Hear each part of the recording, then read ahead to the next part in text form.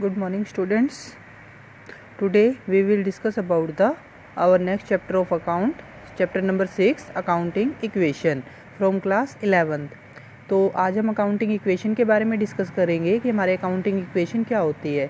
Accounting equation हमें क्या कहती है कि हमारे बिजनेस की जो एसेट है वो किसके इक्वल होती है, लायबिलिटी प्लस कैपिटल के इक्वल। जो हमारे बिजनेस की एसेट है, संपत्तियां हैं, वो किसके इक्वल होती हैं, लायबिलिटी प्लस कैपिटल के इक्वल होती हैं। तो यहाँ पर जैसे हमें एक क्वेश्चन दिया हुआ है फर्स्ट, इसमें डिफरेंट ट्रांजेक्शन्स हैं और इन ट्रांजेक्शन के बिहाफ पे हमने क्या करना है, जो अकाउंटिंग इक्वेशन है वो प्रिपेयर करनी होती है। तो सबसे पहले हम क्या करेंगे, इन इक्वेशन को पढ़ेंगे। पहला है commences business with cash ₹5 lakh. हमने बिजनेस को क्या किया, कमेंस किया। कमेंस करना होता है स्टार्ट करना। हमने बिजनेस को स्टार्ट किया कितने, कैश से, 5 लाख रुपए से। परचेज गुड्स, हमने गुड्स खरीदा कितने का, 25,000 रुपये का।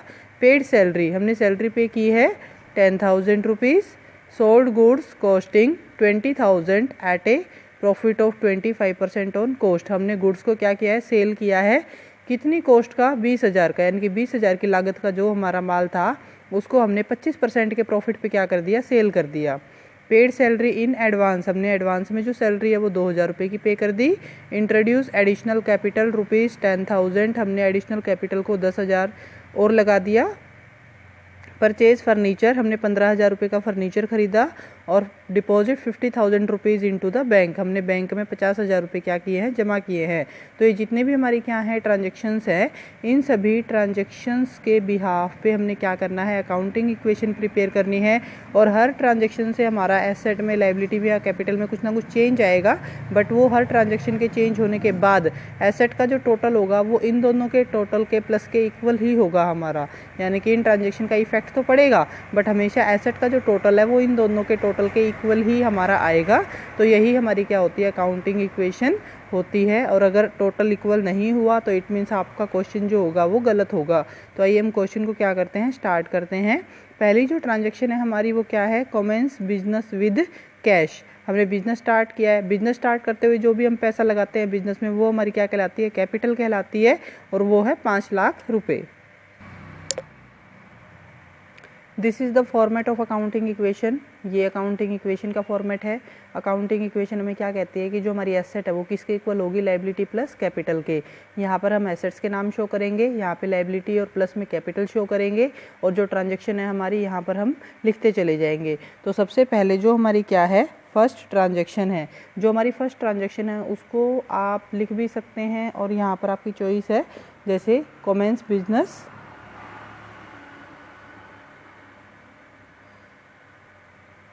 With cash. आपने बिजनेस को स्टार्ट किया है कितने रुपए का, कैश लगाकर 5 लाख रुपए का। तो यहाँ पर पहली ट्रांजैक्शन आपने लिखी, अमाउंट आपने डाल ली। अब आप ये देखिए कि इसका हमारे बिजनेस पे क्या इफ़ेक्ट पड़ेगा। सबसे पहली बात है कि एक तो हमारा बिजनेस में क्या आएगा, कैश। दूसरी तरफ हमारे बिजनेस में क्या क्रिएट हो जाएगी, यहाँ पर कैपिटल। तो यहाँ पर 2 टर्म आ गई हमारी कि एक तो हमारा कैश आया है बिजनेस में कितने रुपए का, 5 लाख रुपए का, और दूसरी तरफ हमारी क्या क्रिएट हुई है, कैपिटल 5 लाख रुपए की। तो ये हमारी फर्स्ट ट्रांजैक्शन थी, अभी तक दोनों ही इक्वल हैं। उसके बाद हम चलते हैं हमारी सेकंड ट्रांजैक्शन पे। तो यहाँ पर जो सेकंड ट्रांजैक्शन थी, second transaction is purchase goods ₹25,000। हमने गुड्स को जो है परचेज किया है 25,000 रुपये का। तो सबसे पहले आप क्या करेंगे, ट्रांजैक्शन लिखेंगे, परचेज गुड्स ₹25,000। आपने यहाँ पर ट्रांजैक्शन लिखी। उसके बाद आप क्या करोगे, यहाँ पर दिखाओगे, देखो गुड्स आपने ख़रीदा है तो या तो हम उसको क्या लिख सकते हैं, स्टॉक, या उसको गुड्स भी लिख सकते हैं। तो आपने 25,000 रुपये का जो है वो गुड्स ख़रीदा है। तो आप ये देखो कि आपने 25,000 का गुड्स ख़रीदा, तो एक तो 25,000 रुपये आपके पास से जाएंगे। इसका मतलब ये है कि कैश तो क्या हो जाएगा, आपका कम हो जाएगा। तो कैश में से हमने 25,000 रुपये क्या कर दिए, माइनस कर दिए। और दूसरी तरफ आपका जो स्टॉक है आपके पास आया है, तो स्टॉक में 25,000 क्या हो जाएंगे, आपके ऐड हो जाएंगे। जब हम 25,000 का गुड्स खरीदेंगे तो कैश तो क्या हो जाएगा, कम हो जाएगा, क्योंकि हमने 25,000 रुपये दे दिए। और दूसरी तरफ हमारा जो स्टॉक है 25,000 का, वो क्या हो गया, हमारा बढ़ गया। तो इस तरीके से अब हम क्या करेंगे, यहाँ पर लाइन लगाएंगे, और लाइन लगाने के बाद आप ये देखो आपका बैलेंस जो है वो कितना बचा। 5 लाख में से 25,000 आपके गए, तो 4 75, 25,000 जो फ़िलहाल हमारी क्या है लाइबिलिटी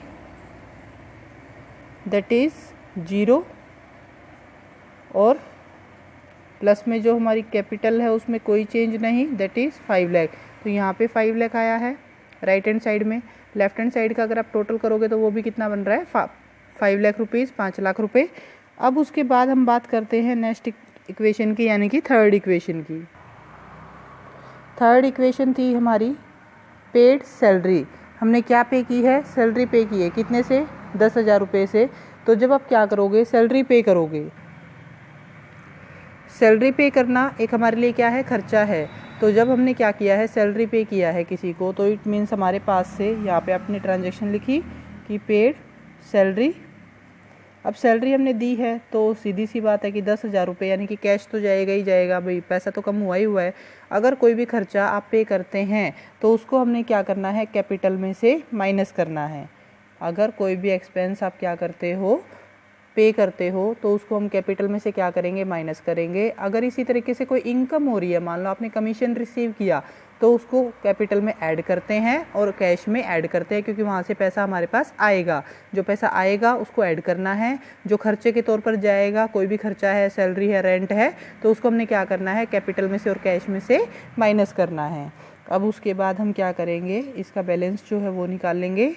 यहाँ पर 475 में से 10,000 गए 465,000, ये बना हमारा 25,000, लाइबिलिटी 0 और ये बनी हमारी 4,90,000 की। तो ये 4,90,000 की कैपिटल, इनका टोटल करेंगे तो भी कितना आएगा 4,90,000 रुपये। तो अब हम बात करते हैं हमारी नेक्स्ट यानी कि फोर्थ ट्रांजैक्शन की। अब देखिए जो हमारी फोर्थ ट्रांजैक्शन है sold goods costing ₹20,000 at a profit of 25% on cost. हमने क्या किया है कि हमने 20,000 की कोस्ट का जो गुड्स है वो 25% के प्रॉफिट पे बेच दिया। 20,000 का तो हमारा क्या है यहाँ पर गुड्स है, 25% के प्रॉफिट पे बेच दिया। देखो तो सबसे पहली बात हम प्रॉफिट निकालेंगे 20,000 का कितने परसेंट 25%। तो अगर आप इसकी कैलकुलेशन करते हैं तो ये कितना आता है 5,000, यानी कि 5,000 का क्या आया है प्रॉफिट। आपने 20,000 का जो गुड्स है वो 25,000 के प्रॉफिट पे बेचा है। तो इसका मतलब ये है कि वो आपने जो सेल किया है वो कितने रुपए में किया है 25,000 में किया है। तो यहाँ पर 20,000 वाला जो गुड्स है आपने 25,000 में बेच दिया 5,000 के प्रॉफिट पे। तो देखो हमारा 20,000 का जो गुड्स था वो 25,000 के प्रॉफिट पे हमने बेचा है। तो सबसे पहली बात तो ये है कि जब हम गुड्स को बेचेंगे तो स्टॉक हमारा क्या हो जाएगा कम हो जाएगा, यानी कि जो माल है वो तो ख़त्म होता चला जाएगा ना। तो यहाँ पर 20,000 की जो कॉस्ट है वो हमने घटानी है। जब भी हम गुड्स को सेल करेंगे तो स्टॉक हमारा कम होगा, स्टॉक कम होगा तो उसमें से कॉस्ट हमने क्या करनी है माइनस करनी है। दूसरी बात हमने 20,000 के वाले को 25,000 में सेल कर दिया तो प्रॉफिट कितने का हुआ 5,000 का। उस प्रॉफिट को हमने कैपिटल में क्या करना है ऐड करना है। अगर गुड्स को सेल करने से प्रॉफिट होता है तो उस प्रॉफिट को ऐड कर दीजिए, अगर उस गुड्स को सेल करने से लॉस होता है तो उसको माइनस कर दीजिए कैपिटल में, ठीक है। तो यहाँ पर 25,000 वाला जो था 20,000 जो वाला था गुड्स हमने 25,000 में सेल कर दिया, 5,000 का प्रॉफिट हुआ और 20,000 का स्टॉक कम हो गया। दूसरी बात हमने 25,000 में उसको सेल किया है तो हमारे पास कितने रुपए आएंगे 25,000 रुपीज़। तो 25,000 हमारा जो कैश है उसमें क्या हो जाएगा ऐड हो जाएगा। अब देखिए हमारे पास कितना रुपया बना 4,90,000 प्लस 25,000 का स्टॉक था, 20 का सेल कर दिया तो 5,000 का रह गया 0 प्लस 495। यहाँ का टोटल कितना है 495 और यहाँ का भी कितना बन रहा है हमारा 495। अब उसके बाद बात करते हैं हमारी जो नेक्स्ट ट्रांजैक्शन है उसकी। और next transaction is paid salary in advance ₹2,000। हमने एडवांस में जो सैलरी पे की है वो कितनी है 2,000। देखो हमने सैलरी दी, सैलरी एक खर्चा है लेकिन हमने एडवांस में दे दी। तो यहाँ पर जो हमारी ट्रांजैक्शन है वो क्या है पेड सैलरी इन एडवांस। हमने जो सैलरी है वो पे करी है एडवांस में कितने रुपए की 2,000 रुपये की। तो जब भी आप एडवांस में क्या करोगे सैलरी पे करोगे भी पैसा तो जाएगा हमारे पास से, आप चाहे एडवांस में दो चाहे नॉर्मल दो, तो 2,000 रुपये तो हमारे पास से गए।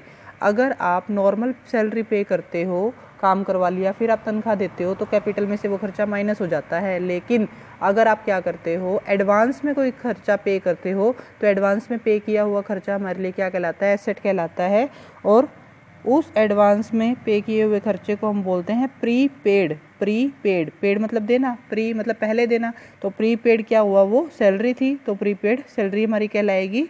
तो यहाँ पर वो एसेट ही बनेगी। ये बात ध्यान में रखना कि अगर कोई खर्चा आप एडवांस में पे करते हो टाइम से पहले, तो उसको हम क्या करेंगे, यहाँ पे प्रीपेड सैलरी में एसेट में ही शो करेंगे, कैपिटल में से नहीं माइनस करेंगे। तो अब हमारी जो न्यू इक्वेशन है that is 488,000 plus 5 plus 20 plus 495।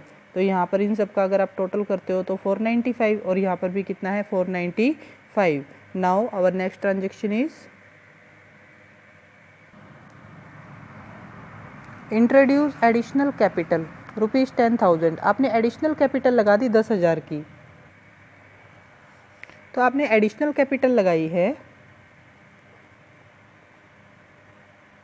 10,000 से, तो देखो बिजनेस में पैसा तो आएगा, यानी कि कैश तो क्या हो गया, 10,000 से बढ़ गया।